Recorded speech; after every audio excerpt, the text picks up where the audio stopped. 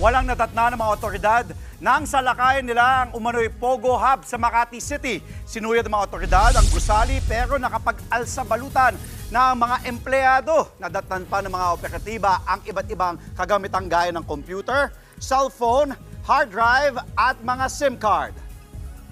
It only shows na talagang guilty sila no? Bakit ka tatakbo, di ba? If you're operating a legal company or business, bakit ka tatakbo? Hindi naman natin dinidiscount ang possibility na pinag-aaralan din tayo. So, hindi static ang environment natin. Nag-iisip din ang mga kalaban. Sa kabila niyan, isang lalaking nagpakilalang empleyado ng Pogo sa Porac, Pampanga ang sumuko sa mga otoridad.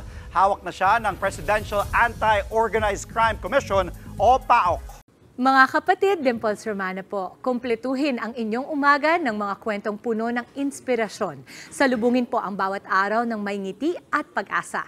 Kaya't mag-subscribe na po at mag-follow na sa aming social media pages ng News 5.